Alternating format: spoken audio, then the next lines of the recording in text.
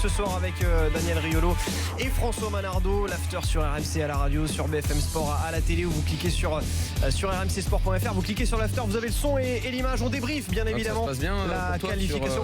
ça se passe bien pour toi sur les réseaux sociaux rapport au l'histoire du rat. Bah tu sais, les gens ils comprennent pas que j'ai dit qu'il fallait se qualifier pour la phase de poule de Ligue des Champions. Et que c'était de l'humour. Et puis que quand bien même quoi. Ouais. Et puis que quand bien même tu as le droit de pas y croire. Tu as le droit de ne pas croire que Nice puisse se qualifier en tombant sur une des équipes citées là. Mais on est dans une époque où les gens aiment l'insulte. Et puis quand tu leur réponds par insulte, parce que moi je l'avoue et j'allais dire je confesse, je ne confesse même pas, parce que ça voudrait dire qu'il y aurait un repentir et il n'y en a absolument pas. Voilà, s'ils veulent insulter, qu'ils acceptent aussi qu'on les insulte. Ouais. Non mais il faut laisser les réseaux sociaux. Oui, non mais attends. Non mais moi ça m'emmerde parce que y a aucun souci. Arnaud il a moins d'expérience que moi dans l'insulte. Oh mais t'inquiète, tu sais, moi je retweet. Moi j'ai pas envie qu'il en prenne plein. Voilà.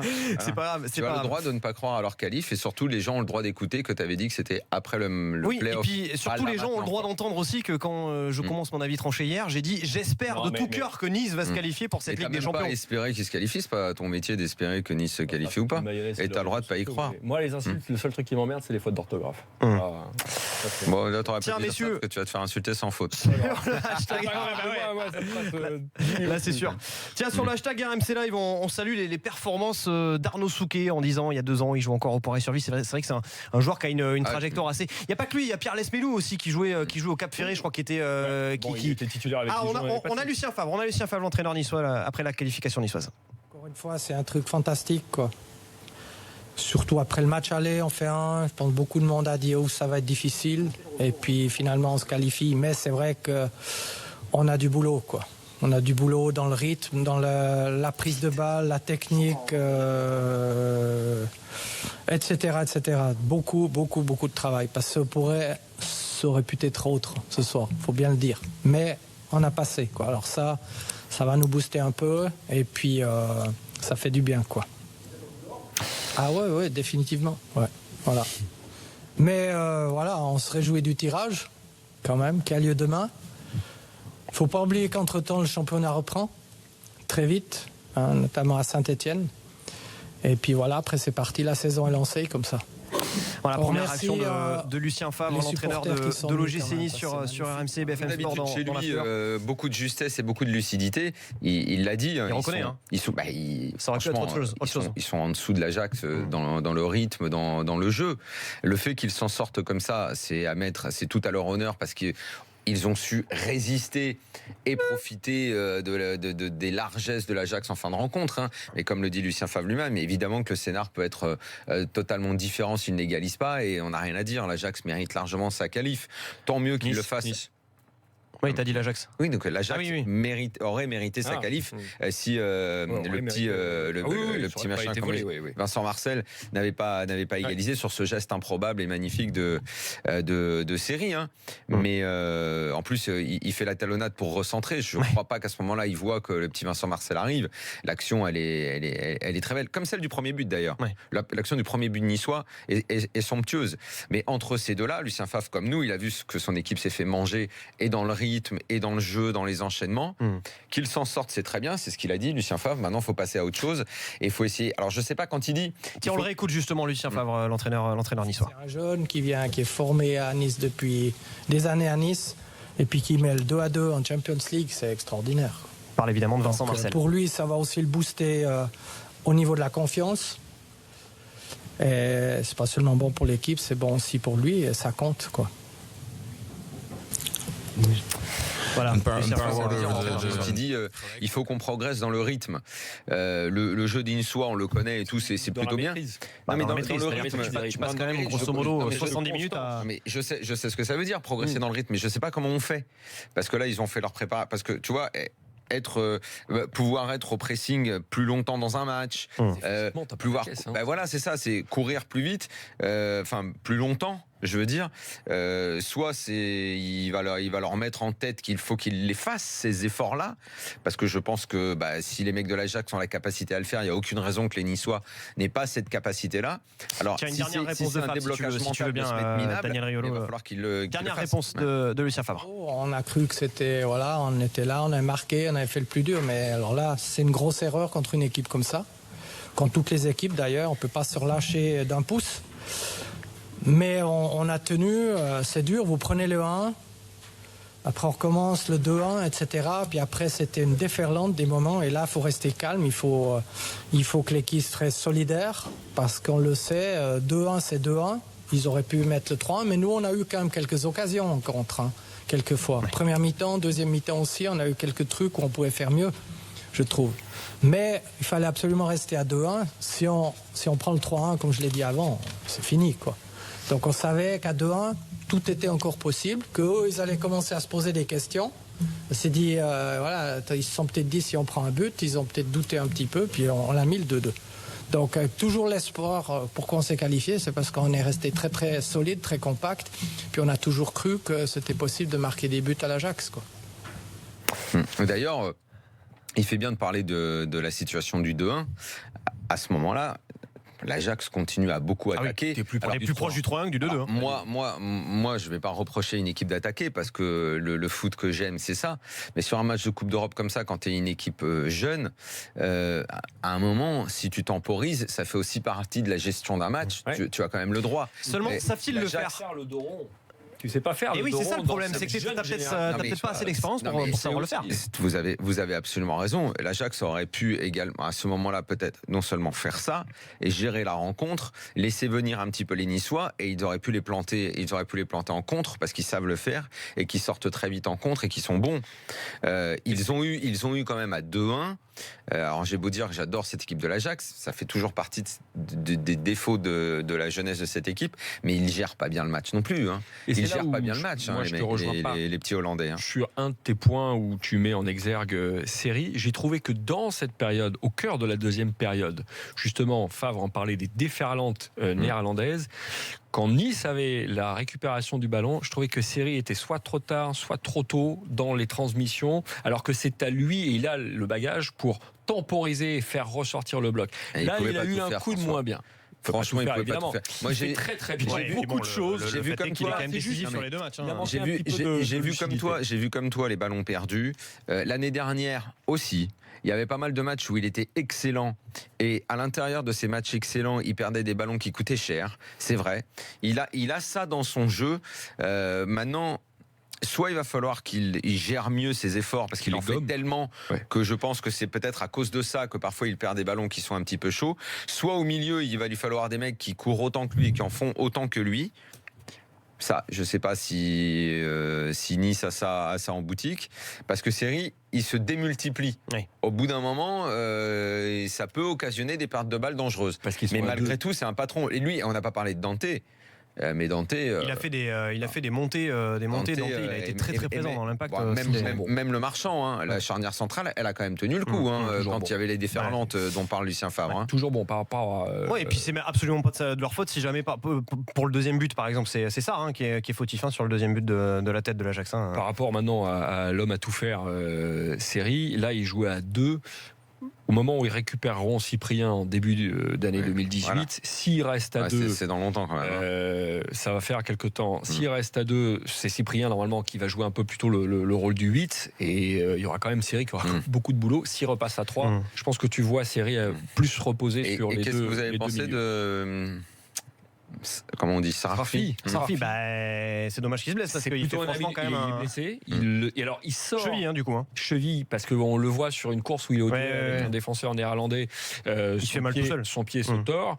Maintenant il est blessé, il est sorti la cheville. Ça oblige Favre à se recomposer. On repasse à 3 derrière, ce qui repositionne Sarr à son poste naturel. Moi, Sarrafi là pendant 10 minutes, il m'a fait oublier. Il a fait oublier un peu Belanda. C'est plutôt un copain du ballon. Franchement, c'est. Non, pas toi. Si. fait penser à qui? Non, il a fait oublier Belanda. Je dis, il a un peu fait. Il pas grand-chose pour oublier Belanda. Il a joué 2 mois l'année dernière. Il est parti à Galatasaray et t'as vu ce que ça a donné. Ils sont déjà dehors. Allez, on accueille Philippe, supporter du PSG, qui a fait le 32-16. Salut Philippe. Bonsoir monsieur. Tiens, tu voulais, je crois, réagir à la qualification des Niçois qui a joué sur Nice. Je crois que c'est pour dire que Neymar. Je suis content. Je suis content d'avoir vu un beau match de foot. Il y avait longtemps parce qu'il y avait beaucoup de matchs amicaux là, et des matchs un peu merdiques. Mais là, on a vu un vrai match de foot avec certes des équipes jeunes et puis, comme le disait Daniel, des fois avec des manques d'expérience, notamment dans la gestion du match. Mais moi, je suis content. J'ai vu un beau match de foot. Je suis content que Nice et passer le tour et qu'ils vont pouvoir jouer une coupe UEFA. Et d'ailleurs, si j'appelais, c'était pour revenir là-dessus parce que je trouve ça aberrant que en terminant 3e de son championnat, si ce soir Nice perdait, ou même l'Ajax qui l'année dernière fait une finale UEFA, ils sont même pas qualifiés pour une Coupe d'Europe, mais c'est n'importe quoi la FIFA. C'est vrai que c'est un peu bizarre. Mais oui, non, mais c'est bizarre, complètement aberrant. Que tous les présidents UEFA vont tomber. Que tous les présidents, mais pas du tout, que tous les présidents de Ligue 1 qui ont vu leur club se qualifier en Europa League t'entendent religieusement, t'écoutent religieusement, parce que on en a tellement gagné des Europa League, nous en France, qu'on a compris qu'au bout d'un certain temps, on levait le pied. Tiens, je vous coupe, messieurs. On a l'entraîneur néerlandais de l'Ajax en conférence de presse. Le fils de. Traduction de Daniel, évidemment. Kansen creërend. Gebruik maken van de fouten van ons. Oui, bah attendez, parce que le néerlandais, ça fait un petit moment que je n'ai pas parlé. Moi, je viens d'arriver, là. Le mec qui était à ma place l'année dernière, c'est barré comme un lâche. Il m'a laissé avec cette équipe là, qui, soi-disant, brillait en Coupe d'Europe. Et là, boum, premier tour, là. On voit des aiglons arriver, ils nous éliminent. Je suis un petit peu deg. Moi en plus j'avais mis mon costume de Fantomas ce soir. Enfin le masque en tout cas de Fantomas, donc je suis un peu deg.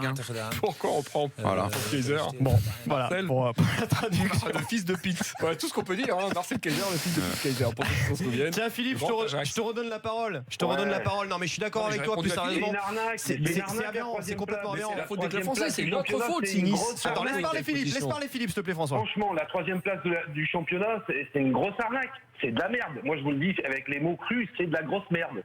Parce que non seulement t'es qualifié pour aucune Coupe d'Europe, parce qu'il faut jouer les matchs pour se qualifier. Alors que le 4e, le 5e et le 6e, et même cette année, étant donné que c'est le PSG qui a gagné et la Coupe de la Ligue et la Coupe de France, ça a donné une place à je sais plus qui, Bordeaux ou enfin bref. Et là, toi, tu termines 3e de ton championnat, c'est-à-dire que tu crèves le cul pour faire finir 3e de ton championnat. Et au final, ce soir, tu te fais sortir par l'Ajax. Ça aurait pu arriver. T'es même pas qualifié pour l'Europa League. Et puis après, tu vas retrouver des clubs comme... t'avais les barrages d'Europa League, par contre. Non, mais franchement, c'est n'importe quoi. Philippe, je t'ai répondu, je vais souligner ce que je t'ai dit. Les seuls fautifs, ce sont les clubs français qui, pendant longtemps, n'ont pas joué le coup, principalement sur l'Europa League. Donc, tu as eu un indice qui est tombé, tu te retrouves avec ton 3e de Ligue 1 qui passe par un Q3. C'est pas la faute de l'UEFA, c'est pas la faute du Saint-Esprit, c'est la faute des clubs français. Et après... Je suis d'accord avec toi en revanche sur le billet. Généralement, c'est l'opération du Saint-Esprit, la faute du Saint-Esprit. Je connaissais pas l'expression. On peut l'adapter. C'est pas mal. Non, l'opération du Saint-Esprit ne détourne pas. C'est quand quelque chose de positif peut se passer. Ça ne s'est pas fait par l'opération du Saint-Esprit, par la faute. Philippe, le billet de qualification pour l'Europa League, quand tu as gagné la Coupe de la Ligue, il sert à promouvoir la Coupe de la Ligue. Oui. On n'est pas non plus nombreux à s'intéresser. Si on n'avait pas de Coupe de la Ligue, peut-être que le sort de l'OGC Nice était différent sur une qualification via les barrages. Allez, on passe sur ce point. On a Nathan, supporter de l'Ajax, qui a fait le 32-16. Salut Nathan. Salut tout le monde. Déçu, j'imagine. Ouais, déçu et un peu énervé sur plusieurs points. Après, je pense que je vais pas me faire des amis ce soir. Je pense pas, non. Voilà. Déçu, première des choses, je pense que ce soir, l'équipe qui a joué au ballon a perdu. Voilà, je pense que ça peut énerver certains Niçois, à mon avis, ce que je vais dire, mais je trouve que le jeu produit était vraiment plus joli au niveau de l'Ajax. Après, c'est le football, c'est comme ça, on n'arrive pas à mettre le ballon dans la cage, et ben voilà, ils ont 3 pauvres actions ou 4, ils en mettent 2 dedans. Nous, on en a 17 ou 15 et on en met une dedans. Donc bon, c'est comme ça. Après, moi, je pense que je vais pas me faire encore des amis ce soir, mais l'attitude des Niçois m'a un peu déçu sur certains points. Les phases. Après, c'est le foot. Vous allez me dire, quand on commence à gagner, on fait tout pour un peu pas d'anti-jeu, mais plus ou moins on gratte des secondes à droite à gauche. Mais j'ai quand même trouvé des gestes un peu de derrière, de Sarr et compagnie, qui étaient quand même pas bien jojo. Après, bon. Peut-être que vous n'allez pas être d'accord avec ça. Tu sais, moi je vois aussi le gardien néerlandais tenter de gagner quelques secondes à un quart d'heure de la fin, de manière complètement incompréhensible. J'ai pas vu les Niçois qui ont besoin d'une leçon de fair play ce soir de la part. Surtout que pour le coup, Nathan, tu peux critiquer l'arbitrage si tu veux. Il y a un truc qui est quand même assez clair. On les a comptés à un moment, François, souviens-toi pendant le match. On a compté le nombre de fois où les Néerlandais s'étaient écroulés de manière complètement grotesque dans la surface de réparation de Johan Cardinal pour tenter d'obtenir le pénalty. Il n'y a même pas de débat là. C'est quoi l'histoire là? C'était un super match. C'est un match de Coupe d'Europe. C'est pas un match de terrain vague, quoi. Évidemment qu'il y a des pertes de temps. Évidemment qu'il y a de la gestion de match, de la roublardise. C'est en plus plutôt de ce côté-là que nous, club français, souvent on pêche. Donc là, ça me paraît même pas eu de roublardise. Non. Oui, non, même pas. Allez, on remercie Nathan d'avoir fait le 32-16. On accueille David, supporter de l'OGC Nice, qui voulait nous donner sa petite évaluation du soir. Salut David. Oui, bonsoir à tout le monde. Autant vous dire que waouh, quoi. Je veux dire, pour nous c'est énorme. Aujourd'hui, ce soir, on valide notre 3e place, franchement, parce que comme disait le supporter parisien là, juste avant, 3e place, elle est bâtarde. L'année dernière, on a fini 4e, on était direct en poule de Ligue Europa, et jusqu'à ce soir, on devait passer par un barrage pour avoir la même chose. Voilà, point. Ensuite, sur l'arbitrage, il n'y a pas de débat. Je crois que, on est une équipe justement très peu malicieuse. On a gagné avec notre jeu, avec nos joueurs, avec un banc super limité. C'est difficile de ressortir un joueur, mais bon, la charnière centrale, Dante Le Marchand, costaud tout le match. Nos milieux défensifs, Cosello, Seri, du gros niveau. Quand c'est pas l'un qui est, c'est l'autre. Les deux au même niveau, ça peut être juste énorme. Et après devant, au milieu offensif, on a un peu tergiversé avec les changements. Esseric un peu en dedans, Sarfi plutôt pas mal en première, mais blessé après. Lesmelou encore un peu juste pour ce niveau, mais Pléa pour ce genre de match, voilà, on marque dès le début du match, vaut mieux avoir Pléa que Balotelli presque sur un match comme ça. Alors ça se discute. Ça, si on parle d'un Balotelli, et pourtant Dieu sait que Pléa, il faut féliciter ce soir, il faut le mettre en avant parce qu'il y a très longtemps qu'il jouait pas, être capable d'avoir fait ce qu'il a fait, c'est très bien. Tout le match, mais Balotelli, sur ce genre de match-là, il fait aussi partie de ces joueurs à qui il faut très peu de ballons pour prendre une bonne décision, une bonne frappe, faire le bon appel. Alors je comprends ce que tu veux dire, parce que tu dis comme c'est un match où il faut de l'abnégation, il faut courir, du pressing, en gros il faut un peu bastonner. Lui c'est pas vraiment son style, on sait très bien, mais il a le défaut de ses qualités aussi, Balotelli, c'est que effectivement dans l'effort il va peut-être parfois rechigner, mais dans l'efficacité, dans l'appel, dans le coup d'œil, il va aussi être supérieur à beaucoup d'attaquants, dans la puissance. C'est sûr que sur les 4 qu'il a Pléa ce soir, il en met moins 2. Mais bon, Pléa, il est quand même présent dans les deux, dans le mouvement. Je suis d'accord. De toute façon, je ne mettrai aucun bémol à la performance de Pléa ce soir. Une sur 4, on gagne le match presque. Bon. Mais voilà, c'est énorme. Moi je suis parti avant ce match perdant en me disant le gros match c'est le barrage de Ligue Europa, parce qu'encore une fois c'est une place de con, 3e. Mais c'est juste énorme. Voilà, on ne sait pas qui on va recevoir, mais ça va être gigantesque. On est capable de sortir. Oui, ça va vous faire un gros match de toute façon. Oui, on a encore élevé notre niveau par rapport au match aller où on joue à domicile. On savait pas trop ce qu'on valait contre ce genre d'équipe à l'extérieur. Et on a appris de l'année dernière de la Ligue Europa. Le Nice l'année dernière. C'est ça le plus important, David, c'est que quelque part ce soir, Nice s'insère dans la cour des grands et Nice va grandir. Nice est en train de grandir sérieusement là quand même. C'est ça, parce qu'il n'y a pas. Les deux équipes auraient pu se qualifier, mais il y a je pense qu'on a élevé notre niveau sur ce match retour à l'extérieur, grosse ambiance, un événement extérieur qui aurait pu les galvaniser. On marque de suite, voilà, et on peut en mettre 2-3 en 20 minutes. Ça va forcément rester, Daniel, François, dans les jambes, ça c'est sûr, des Niçois, mais dans les têtes. Je veux dire, c'est le genre de match aussi qui te permet d'aborder peut-être différemment après normalement, ça te booste un peu, effectivement, d'avoir vécu ce genre de moment-là, d'avoir vécu cette joie-là, ce genre de victoire te renforce, évidemment. Et bien sûr, après, à court terme, ça peut les fatiguer pour le premier match de la saison. Ça, c'est sûr, aussi, François. Dispute à Saint-Etienne, ça va être un match compliqué parce que, indépendamment des cannes que tu auras récupérées ou pas, tu auras aussi un petit peu la tête à ta qualification, donc tu risques consciemment ou pas, de décrocher un tout petit peu sur l'entame de la Ligue 1. Donc le travail de Favre cette semaine, ça va être de dire, et il y a le tirage au sort demain, mais le travail de Favre, ça va être maintenant, c'est Saint-Etienne et la Ligue 1 qui démarre. On aura le temps de se concentrer sur le barrage qui sera d'un tout autre calibre d'ici 3 semaines. Est-ce que c'est aussi enfin forcément, j'imagine, mais c'est le genre de match et de qualification qui va t'aider d'abord à garder des joueurs qui peut-être étaient sur le départ. Alors d'Albert, c'est encore un cas différent, mais pourquoi Esric finalement serait pas sur le point plutôt de rester que de partir? Qu'est-ce qu'il va aller faire? De l'offre, de la voilà, oui, mais bon.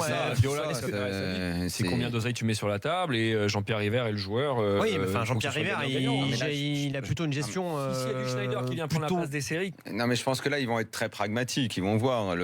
C'est toujours la grande difficulté quand tu as ces tours de Coupe d'Europe à jouer en plein été, c'est que il faut 3 scénarios. Voilà, si tu investis beaucoup trop en te disant tu vas les passer et que tu passes pas financièrement, tu es dans la merde.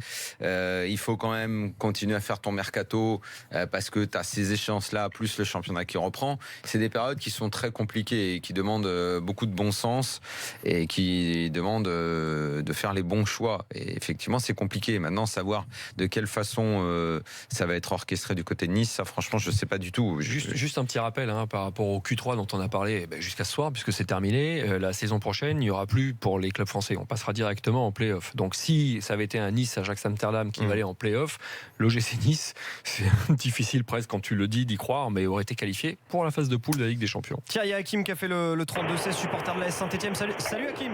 Salut les gars. Bon, salut, tu voulais féliciter les Niçois, je crois, toi le Stéphanois. Évidemment qu'on va féliciter les Niçois, on va pas faire la fine bouche quand même. Ah oui, non, c'est sûr, on va pas faire la fine bouche, non, je te confirme. Écoutez, moi, je voudrais d'abord revenir un peu sur le début de saison dernière avec Daniel et Gilbert qui disaient qu'ils sentaient un frémissement de la Ligue 1. Aujourd'hui, c'est un vrai regain de confiance et de qualification et de la gagne en fait. Aujourd'hui, on se qualifie contre l'Ajax Amsterdam quand même. C'est quand même un gros club.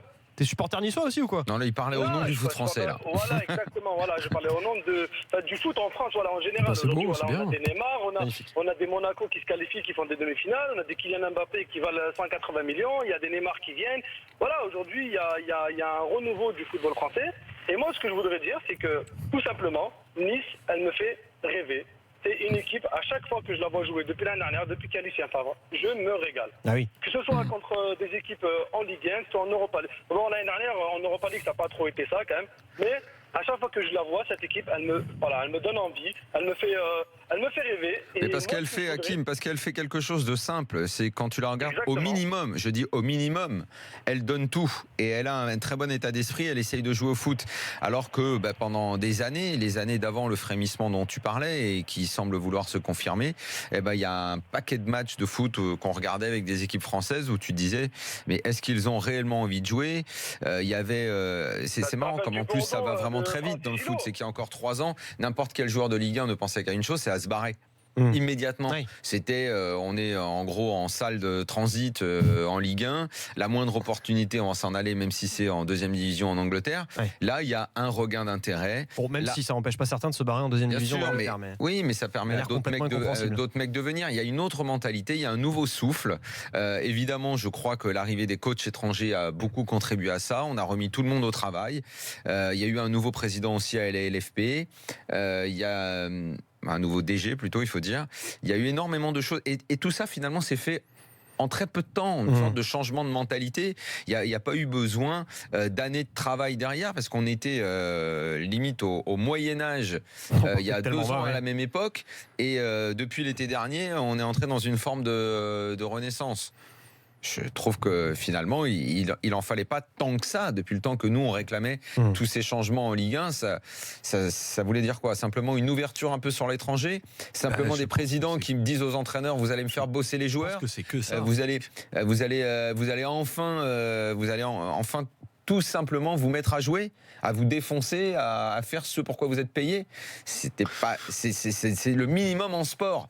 Et moi, je me souviens de tous ces tours préliminaires du UEFA où tu as vu des équipes, mais absolument dingues, là. Et je suis désolé. Qui élimine Lille. Je suis obligé de reparler de ça, là, des Saint-Etienne contre Expert, ou des Airbag, ou des Opel Astra, toutes ces équipes avec des noms totalement fous, qui te tapaient c'était à mourir. Là, bon, ben voilà, on s'aperçoit, voilà, 4 coachs étrangers, bon, maintenant plus, une remise au travail. Tu prends l'Ajax qui vient de faire finale de l'Europa League.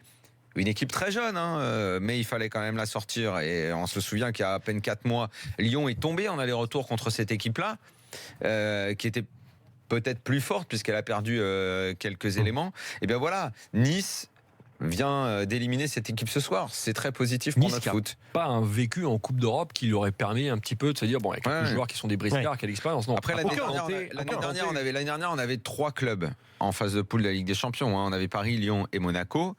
Là, cette année, on n'en a pour l'instant que 2. On ne sait pas si Nice va venir pour être le 3e. Et j'ai presque envie de dire, peu importe, l'année dernière, on a presque oublié que Lyon a fait Ligue des Champions. On se souvient plus de Lyon en Europa League. Peu importe, si tu es en Coupe d'Europe et peu importe laquelle, peut-être que l'Europa League, ça correspond plus à Nice que la Champions League, après tout. En tout cas, il faut espérer qu'ils la joueront plus que l'année dernière, si jamais ils y vont. Exactement. Vas-y, joue-la, vois ce que tu peux offrir des belles aventures à tes supporters, parce que mine de rien, les Lyonnais l'année dernière, c'est dans cette compétition qu'ils ont vécu leurs plus belles émotions. Ils sont allés jusqu'en demi-finale, ils ont failli sauver leur saison. Sur PS-Rom quand même l'année dernière. Ils ont quand même vécu, je répète, de très belles émotions grâce à cette compétition. Donc jouez-la à fond, on ne sait jamais ce qui peut se passer après. C'est pas passé très très loin non plus pour Lyon l'année dernière d'aller jouer la finale. Dit autrement, quand tu joues tes compètes internationales à fond, et on va souligner, et tu valorises ton club, tu vends tes joueurs, tu vas toi en acheter d'autres. C'est un cercle vertueux. Exactement. Il faut arrêter pour les coachs français, parce que moi j'ai rarement entendu un coach étranger en France dire « Ah oui, mais le match d'Europa League est mal placé parce que le championnat arrive très vite, j'ai pas assez de bancs, j'ai pas assez d'effectifs. » Ça peut arriver, mais on a souvent entendu cette rengaine c'est du un côté gamin des coachs qu'on français. connaissait même pas qui a mis le but de 2-2. C'est un gamin qu'on connaissait pas. Moi franchement, je connaissais pas là. Il a même pas un nom de joueur de foot, le gars. Non, c'est vrai, Vincent Marcel, c'est pas joueur de foot, tu vois. Le mec qu'on ne connaissait pas. Non, je précise que je rigole. Le mec qu'on ne connaît pas, voilà. Quand on dit il n'y a pas de banc, c'est un gamin du centre de formation, il rentre. Génial histoire, il n'oubliera jamais le mec. De formation. Si tu commences à lui inculquer que tu vas jouer la Ligue 1, mais tu vas jouer aussi à fond dans les Coupes d'Europe, ça va le servir dans sa progression. Au lieu de se dire, ah oui, mais bon, moi je peux avoir l'excuse peut-être de me cacher derrière le match d'Europa League parce que le plus important c'est la L1. Combien de fois on a entendu ça? Moi je l'ai même entendu en équipe de France. Un joueur qui aujourd'hui est à Rennes, qui est un joueur important à un moment en équipe de France, dire ouais, l'Europa League dans mon club, on s'en fout. Allez, merci François, merci Daniel. On revient dans un instant évidemment dans l'after sur RMC. Oui, mais attends, tu vas deviner pendant la petite pause qu'on va faire, sinon je vais me faire engueuler par Jérôme Thomas. 23h27 sur RMC et BFM Sport. On revient dans un instant dans l'after pour toute l'actu mercato du jour.